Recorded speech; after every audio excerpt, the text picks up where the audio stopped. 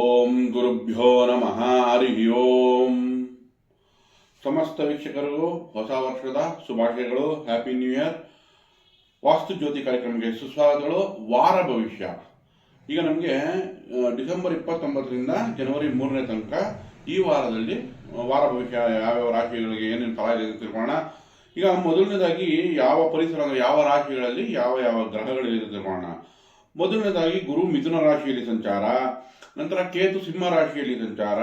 ಇನ್ನ ನೋಡಿ, ಈ ವಾರದಲ್ಲಿ ನಿಮಗೆ 4 ಗ್ರಹಗಳು ಧನುರಾಶಿಯಲ್ಲಿ ಅಂದರೆ ಅಗ್ನಿತತ್ವ ರಾಶಿಯಲ್ಲಿ 4 ಗ್ರಹ ಇದೆ. ಒಂದು ಕುಜ, ಒಂದು ರವಿ, ಶುಕ್ರ, ಬುಧ, 4 ಗ್ರಹಗಳು ನಿಮಗೆ ಧನುರಾಶಿಯಲ್ಲಿ ಸಂಚಾರ ಮಾಡ್ತಾ ಇದೆ. ಹಾಗೆ ಕುಂಭರಾಶಿಯಲ್ಲಿ ರಾಹು, ಮೀನ ರಾಶಿಯಲ್ಲಿ ಶನಿ ಸಕ್ರಿಯವಾಗಿ ಸಂಚಾರ ಮಾಡ್ತಾ ಇದೆ. ಸೊ ಈಗ ಈ ಪರಿಸರಗಳಲ್ಲಿ ನಮಗೆ ನವಗ್ರಹಗಳು ಸಂಚಾರ ಮಾಡ್ತಾ ಇದೆ, ಗೋಚರಿಸ್ತಾ ಇದೆ ಅಂತ. ಇಲ್ಲಿ ವಿಶೇಷ ಏನು ಅಂತಂದ್ರೆ, ಈಗ ಧನುರಾಶಿಯಲ್ಲಿ 4 ಗ್ರಹಗಳು, ಒಂದು ಶುಕ್ರ, ಕುಜ, ರವಿ, ಬುಧ.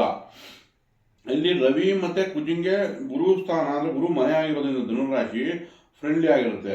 ಬುಧ ಶುಕ್ರರಿಗೆ ಅನ್ಕಂಫರ್ಟಬಲ್ ಆಗಿದೆ, ಜೊತೆಗೆ ಎನಿಮಿ ಜೊತೆನೇ ಕೂತಿದೆ. ಹಾಗಾಗಿ ಈ ಪರಿಸರದಲ್ಲಿ ಶುಕ್ರ ಮತ್ತೆ ಬುಧ ನಮಗೆ ಅಷ್ಟು ಫಲದಾಯಕವಾಗಿರಲ್ಲ. ನಮಗೆ ಭಾವದ ಪ್ರಕಾರ ರಿಸಲ್ಟ್ ಕೊಡುತ್ತೆ, ಅಂದ್ರೆ ಭಾವದ ಪ್ರಕಾರ ನಿಮಗೆ ಫಲಿತಾಂಶ ಕೊಡುತ್ತೆ. ಬಿಟ್ರೆ ಅವ್ರಿಗೆ ಸಂಘ ಅಂದ್ರೆ ಜೊತೆಯಲ್ಲಿ ಫ್ರೆಂಡ್ಲಿ ಇಲ್ಲದೇ ಇರೋ ಕಾರಣ ಅವ್ರದ್ದು ಫಲಗಳು ಸ್ವಲ್ಪ ಕಡಿಮೆ ಆಗುತ್ತೆ. ಬಟ್ ಇಲ್ಲೊಂದು ವಿಶೇಷತೆ ಏನು ಅಂತಂದ್ರೆ, ಗುರು ದೃಷ್ಟಿ ಕುಜ ಮತ್ತೆ ಶುಕ್ರನ ಮೇಲೆ ಬೀಳ್ತಾ ಇದೆ. ಸೊ ಗಂಡಾಗ್ಲಿ ಹೆಣ್ಣಾಗ್ಲಿ ಮದುವೆಗಳಿಗೆ ಈ ವಾರದಲ್ಲಿ ಸೆಟ್ ಆಗುವಂತ ಅವಕಾಶಗಳು ಜಾಸ್ತಿ ಇದೆ. ನೋಡಿ, ಧನುರ್ಮಾಸ ನಡೀತಾ ಇರೋದ್ರಿಂದ ನಮಗೆ ಇಲ್ಲಿ ಅವಕಾಶಗಳು ಕಡಿಮೆನೆ. ಬಟ್ ಆದರೂ ಕೂಡ ನಿಮಗೆ ವಧುವರ ಮ್ಯಾಚಿಂಗ್ ಅಲ್ಲಿ ಈ ವಾರದಲ್ಲಿ ಮ್ಯಾಚಿಂಗ್ ಆಗೋ ಚಾನ್ಸಸ್ ಜಾಸ್ತಿ ಕಾಣ್ತಾ ಇದೆ. ಓವರ್ ಆಲ್ ಆಗಿ ಈ ಪರಿಸರದಲ್ಲಿ ಈ ಗ್ರಹಗಳ ಗತಿಗಳು ಗೋಚರಿಸ್ತಾ ಇದೆ. ಸಿಂಹ ರಾಶಿಯವರಿಗೆ ಚಂದ್ರ ಸಂಚಾರ 9, 10, 11ನೇ ಮನೆಯಲ್ಲಿ ಸಂಚಾರ ಮಾಡೋದ್ರಿಂದ ಈ ವಾರ ಪೂರ್ತಿ ನಿಮಗೆ ಹೊಸ ಉತ್ಸಾಹ, ಉಲ್ಲಾಸ ಎಲ್ಲ ಚೆನ್ನಾಗಿರುತ್ತೆ. ಬಟ್ ಆದರೆ ಏನಂದ್ರೆ 12ನೇ ಮನೆ ಆಗಿರೋದ್ರಿಂದ ಪ್ರಯಾಣಗಳು ಸಂಭವ ಇದೆ. ಸೊ ಪ್ರಯಾಣಗಳ ಸಾಧ್ಯತೆ ಇದೆ. ಜೊತೆಗೆ ನಿಮಗೆ 11ನೇ ಮನೆ ಗುರು ಚಂದ್ರ ಯಾವಾಗ ವಾರಾಂತ್ಯದಲ್ಲಿ ಚಂದ್ರನ ಜೊತೆ ಸೇರ್ಕೊಳ್ಳುವಂಥ ಗುರು, ಆಗ ಕುಟುಂಬ ಸಮೇತ ದೂರ ಪ್ರಯಾಣ ಆಗೋ ಸಾಧ್ಯತೆಗಳು ಇರುತ್ತೆ. ನಂತರ ಗುರು ದೃಷ್ಟಿ ನಿಮಗೆ ಪಂಚಮದ ಮೇಲೆ ಬೀಳ್ತಾ ಇದೆ. ಸಿಂಹರಾಶಿಯವರಿಗೆ ಪಂಚಮದಲ್ಲಿ ರವಿ, ಬುಧ, ಕುಜ, ಶುಕ್ರರು 4 ಗ್ರಹಗಳ ಯುತಿ ಆಗಿರುತ್ತೆ. ಅದ್ರ ಮೇಲೆ ಗುರು ದೃಷ್ಟಿ ಕೂಡ ಬೀಳ್ತಾ ಇದೆ. ಪ್ರೀತಿ, ಪ್ರೇಮ, ಸಾಮರಸ್ಯಕ್ಕೆ ಚೆನ್ನಾಗಿದೆ. ಇಲ್ಲಿ ನಮಗೆ ಇಲ್ಲಿ 5ನೇ ಮನೆಯಲ್ಲಿರೋದ್ರಿಂದ ಕೆಲಸ ಕಾರ್ಯಗಳು ಸ್ವಲ್ಪ ನಿಧಾನ ಆಗ್ಬೋದು. ಸರ್ಕಾರಿ ಕೆಲಸಗಳಾಗ್ಬೋದು ಅಥವಾ ಯಾವುದೇ ಕೆಲಸಗಳು ಅಥವಾ ಮೇಲಧಿಕಾರಿಯಿಂದ ಸ್ವಲ್ಪ ಒತ್ತಡಗಳು ಬರುವಂತ ಚಾನ್ಸಸ್ ಇರುತ್ತೆ. ಪೂರ್ತಿ ಪ್ರಮಾಣದಲ್ಲಿ ನೆಗೆಟಿವ್ ಅಲ್ಲದೆ ಇದ್ರು ನಮಗೆ ಸ್ವಲ್ಪ ನಿಧಾನ ಆಗೋ ಚಾನ್ಸಸ್ ಇರುತ್ತೆ. ಹಾಗಾಗಿ ಅದ್ರ ತಕ್ಕಾಗೆ ನೀವು ಪ್ಲಾನಿಂಗ್ ಮಾಡಬೇಕಾಗುತ್ತೆ ಸಿಂಹರಾಶಿಯವರು. ಆದರೆ 11ನೇ ಮನೆ ಗುರು ದೃಷ್ಟಿ ಬೀಳ್ತಾ ಇರೋದ್ರಿಂದ ನಿಮ್ಮ ಪರವಾಗಿ ಲಾಭದಾಯಕವಾಗಿ ಇರುತ್ತೆ. ಹೈಯರ್ ಎಜುಕೇಶನ್ ಮಾಡ್ತಾ ಇರೋರಿಗೆ ಚೆನ್ನಾಗಿದೆ, ಅಥವಾ ವಿದ್ಯಾಭ್ಯಾಸಕ್ಕೆ ಚೆನ್ನಾಗಿದೆ, ಮಕ್ಕಳ ವಿಚಾರದಲ್ಲಿ ಚೆನ್ನಾಗಿದೆ ಸಿಂಹರಾಶಿಯವರಿಗೆ. ಬಟ್ ಅಷ್ಟಮ ಶನಿಗೆ ಪರಿಹಾರ ಬೇಕು. ಒಂದು, ನಿಮ್ಮ ರಾಶಿಯಲ್ಲಿಯೇ ಕೇತು ಸಂಚಾರ ಮಾಡ್ತಾ ಇದೆ. ಹಾಗಾಗಿ ಕೇತು ಮತ್ತೆ ಅಷ್ಟಮ ಶನಿಗೋಸ್ಕರ ಪರಿಹಾರ ಅಗತ್ಯ ಇದೆ. ಶನಿಗೋಸ್ಕರ ನೀವು ಶನೇಶ್ವರನ ದೇವಸ್ಥಾನಕ್ಕೆ ಹೋಗಿ ಎಳ್ಳೆಣ್ಣೆ ದೀಪ ಹಚ್ಚೋದಾಗಲಿ, ಹನುಮಾನ್ ಚಾಲೀಸ ಹೇಳೋದಾಗಲಿ, ಅಥವಾ ಶ್ರೀ ರಾಮರಕ್ಷಾ ಸ್ತೋತ್ರಗಳು ಹೇಳ್ಕೊಳ್ಳೋದ್ರಿಂದ ಕೂಡ ಅನುಕೂಲಕರವಾಗಿದೆ. ಕೇತುಗೋಸ್ಕರ ಗಣೇಶನ ಆರಾಧನೆ ಮಾಡಿ, ಒಂದು ತೆಂಗಿನಕಾಯಿ ಆದರೂ ಗಣೇಶನ ದೇವಸ್ಥಾನಕ್ಕೆ ಹೋಗಿ ಕೊಟ್ಟು ನಿಮ್ಮ ಹೆಸರು ಅರ್ಚನೆ ಮಾಡಿಸಿ, ಬೀದಿ ನಾಯಿಗೆ ಆಹಾರ ಕೊಡಿ. ಇಲ್ಲಾಂದ್ರೆ ಪಲಾಶ ಪುಷ್ಪ ಸಂಕಾಶಂ ತಾರಕಾಗ್ರಹ ಮಸ್ತಕಂ ರೌದ್ರಂ ರೌದ್ರಾತ್ಮಕಂ ಘೋರಂ ತಂ ಕೇತುಂ ಪ್ರಣಮಾಮ್ಯಂ. ಇಲ್ಲಿ ಯಾಕೆ ಕೇತು ಪರಿಹಾರ ಅಂತಂದ್ರೆ, ಕೇತುವಿಂದ 5ನೇ ಮನೆಯಲ್ಲಿ ಯಾವಾಗ ಕುಜ ಶುಕ್ರರು ಈ ಗ್ರಹಗಳೆಲ್ಲ ಬರುತ್ತೋ ಆಗ ಸಂಬಂಧಗಳು ನಿಲ್ಲೋದು, ಕಟ್ಟಾಗೋ ಚಾನ್ಸಸ್ ಇರುತ್ತೆ. ಸೊ ಅದಕ್ಕೆ ಎಚ್ಚರಿಕೆ ವಹಿಸಬೇಕು. ನಿಮಗೆ 11ನೇ ಮನೆ ಗುರು ಇದೆ. ಹೊಸ ಮನೆ ಸಿಂಹರಾಶಿಯವ್ರ ಜನರಲ್ಲಿ ಇಲ್ಲ ವೆಹಿಕಲ್ ತಗೊಳೋದೋ ಇಲ್ಲ ಮನೆ ಕಟ್ಟೋದೋ ಯಾವ್ದಾನ ಶುಭ ಕಾರ್ಯಕ್ಕೆ ಈಗ ಆಲ್ರೆಡಿ ಜಾಸ್ತಿ ಖರ್ಚು ಮಾಡ್ಬಿಟ್ಟಿರ್ತಾರೆ ಅಥವಾ ಮಾಡ್ತಾ ಇರ್ತಾರೆ. ಹಾಗಾಗಿ ಅವ್ರಿಗೆ ಎಚ್ಚರಿಕೆ ಏನು ವಹಿಸಬೇಕು ಅಂದ್ರೆ, ಇಂಥ ಸಮಯಗಳಲ್ಲಿ ಸಂಬಂಧಗಳನ್ನ ಚೆನ್ನಾಗಿ ಇಟ್ಕೋಬೇಕು. ಯಾಕೆಂತಂದ್ರೆ ಜೂನ್ ನಂತರ ಯಾವಾಗ ಗುರು 12ನೇ ಮನೆಗೆ ಬರುತ್ತೋ ಆಗ ನಿಮಗೆ ಖರ್ಚು ಹೆಚ್ಚಾಗುತ್ತೆ, ಅಷ್ಟಮ ಶನಿ ಪ್ರಭಾವವನ್ನು ಬೀಳುತ್ತೆ.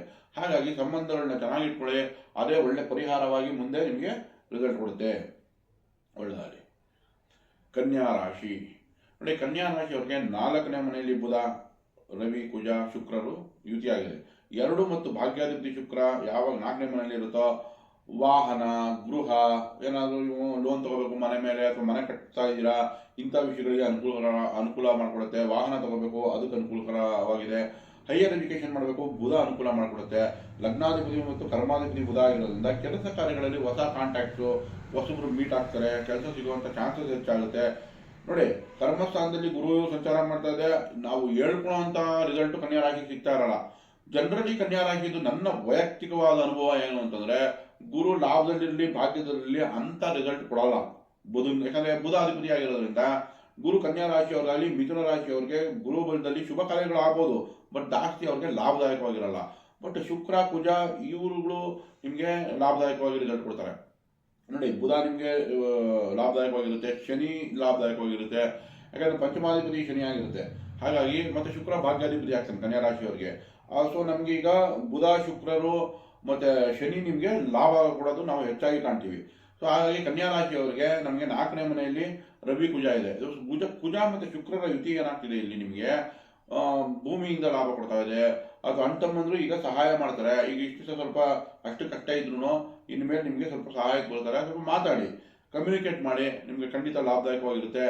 ನಂತರ ಕನ್ಯಾ ರಾಶಿಯವರಿಗೆ ಸಪ್ತಮದಲ್ಲಿ ಶನಿ ಮೊದಲ ದಿಗ್ಬಲನಾಗಿ ನಿಮಗೆ ಲಾಭನೇ ಕೊಡುತ್ತೆ ಕೆಲಸ ಕಾರ್ಯಗಳಲ್ಲಿ. ಆದ್ರೆ ಏನಂದ್ರೆ ವ್ಯಾಪಾರ ವ್ಯವಹಾರಗಳಲ್ಲಿ ನಿಧಾನ ಆಗ್ಬೋದು, ಬಟ್ ರಿಸಲ್ಟ್ ಚೆನ್ನಾಗಿ ಕೊಡುತ್ತೆ. 6ನೇ ಮನೆ ರಾಹು ಒಳ್ಳೆ ಫಲನೆ ಕೊಡುತ್ತೆ. 12ನೇ ಮನೆ ಕೇತು ಇದ್ರೆ ಧರ್ಮಕ್ಷೇತ್ರಗಳಿಗೆ ಭೇಟಿ ನೀಡುವಂಥ ಅವಕಾಶಗಳು ಹೆಚ್ಚಾಗುತ್ತೆ. ನಂತರ ನಮ್ಗೆ ಇವಾಗ 4ನೇ ಮನೆಯಲ್ಲಿ 4 ಗ್ರಹಗಳ ಯುತಿ, ರವಿ ಕುಜ ಶುಕ್ರ ಬುಧ, ಅದ್ರ ಮೇಲೆ ಗುರು ದೃಷ್ಟಿ ಬಿದ್ದಿದೆ. ಸೊ ನಿಮಗೂ ಕೂಡ ಮನೆಯಲ್ಲಿ ಕುಟುಂಬದಲ್ಲಿ ಏನಾದರೂ ಶುಭ ಕಾರ್ಯಗಳಿಗೆ ಅನುಕೂಲ ಮಾಡಿಕೊಡುತ್ತೆ ಕನ್ಯಾ ರಾಶಿಯವರಿಗೆ. ನೋಡಿ, ಕುಜ ಕೂಡ ನಿಮಗೆ 3 ಮತ್ತು ಅಷ್ಟಮಾಧಿಪತಿ. ಯಾವಾಗ ಶುಕ್ರನ ಜೊತೆ ಸೇರುತ್ತೆ, ಬುಧನ ಜೊತೆ ಸೇರಿ ಅದ್ರ ಮೇಲೆ ಗುರು ದೃಷ್ಟಿ ಬೀಳುತ್ತೋ ನಿಮಗೆ ಈಗ ಬ್ಯಾಂಕಿಂದ ಏನಾರ ಸಹಾಯ ಆಗಬೇಕಾ, ಅದಕ್ಕೆ ಚೆನ್ನಾಗಿದೆ. ಭೂಮಿಯಿಂದ ರಿಲೇಟ್ ಆಗಿ ಹಣಕಾಸು ಬರಬೇಕಾ, ಅದಕ್ಕೆ ಚೆನ್ನಾಗಿದೆ.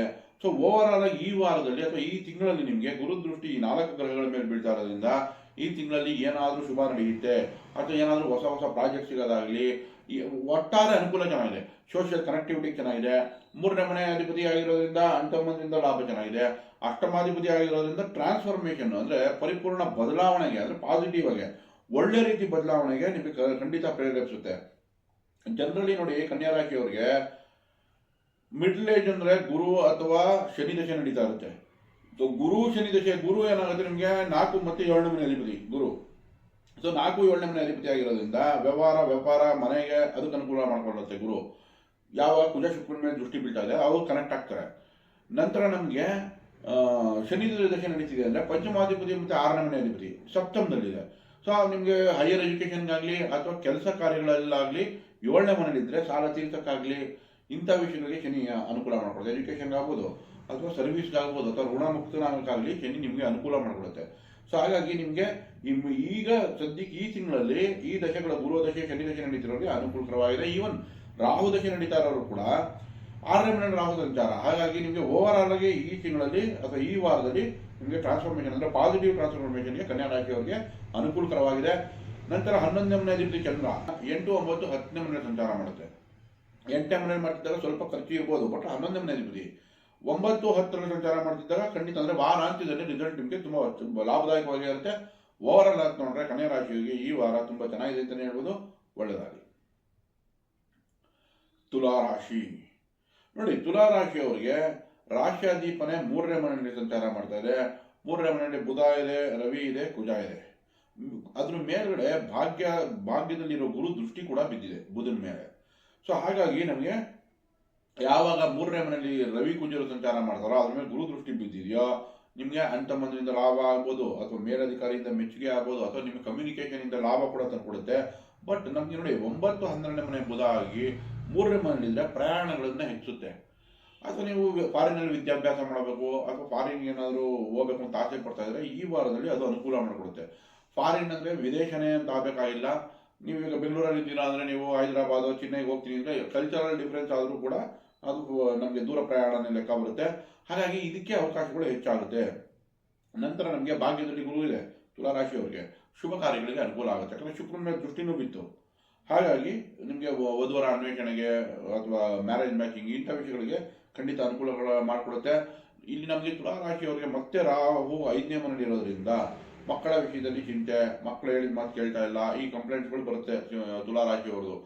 ಜೊತೆಗೆ ಹೊಟ್ಟೆ ಅಜೀರ್ಣ ಆಗೋದಾಗಲಿ, ಹೊಟ್ಟೆ ಸಂಬಂಧಿತ ಪ್ರಾಬ್ಲಮ್ಗಳು ಕಾಣುತ್ತೆ. ಹಾಗಾಗಿ ರಾಹು ಶಾಂತಿ ಅಗತ್ಯ.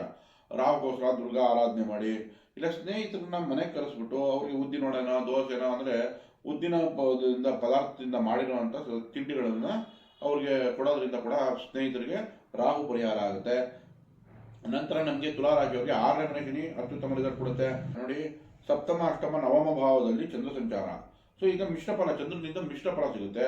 ತುಲಾರಾಶಿಯವರಿಗೆ ಕರ್ಮಾಧಿಪನೂ ಆಗ್ತಾನೆ ಚಂದ್ರ. ಹಾಗಾಗಿ ಕೆಲಸ ಕಾರ್ಯಗಳಲ್ಲಿ ಈಗ ವಾರಾಂತ್ಯದಲ್ಲಿ ಗುರು ಜೊತೆ ಯಾವಾಗ ಸೇರುತ್ತೋ ಕುಜ ಶುಕ್ರರ ದೃಷ್ಟಿ ಬಿದ್ದಾಗ ಲಾಭದಾಯಕವಾಗಿ ಇರುತ್ತೆ, ಏನು ತೊಂದರೆ ಇಲ್ಲ. ಬಟ್ ಇಲ್ಲಿ ನಮಗೆ ಬೇಕಾಗಿರೋದೇನು ಅಂದರೆ ಕೆಲಸದ ವಾರಾಂತ್ಯದಲ್ಲಿ ಕೆಲಸ ಕ್ಷೇತ್ರಗಳಲ್ಲಿ ಆಪೋಸಿಟ್ ಸೆಕ್ಸ್ ಅಂದರೆ ಗಂಡಾದರೆ ಹೆಣ್ಣು, ಹೆಣ್ಣಾದರೆ ಗಂಡು, ಇವರಲ್ಲಿ ಸ್ವಲ್ಪ ಎಚ್ಚರಿಕೆ ವಹಿಸ್ಬಿಟ್ಬಿಟ್ರೆ ಓವರ್ ಆಲ್ ನಿಮಗೆ ಚೆನ್ನಾಗಿದೆ. ಮೇಲಧಿಕಾರಿಯಿಂದ ಮೆಚ್ಚುಗೆನೂ ಇದೆ. ಮೂರನೇ ಮನೆ ರವಿ ಮತ್ತು ಕುಜ ಯುತಿಯಾಗಿರೋದ್ರಿಂದ ಭೂಮಿಯಿಂದ ಲಾಭ, ವಾಹನದಿಂದ ಲಾಭ. ಓವರ್ ಆಲ್ ಆಗಿ ಈ ವಾರ ಕೂಡ ತುಲಾರಾಶಿಗೆ ತುಂಬ ಚೆನ್ನಾಗಿ ನಡೆಯುತ್ತೆ, ಒಳ್ಳೆಯದಾಗಲಿ.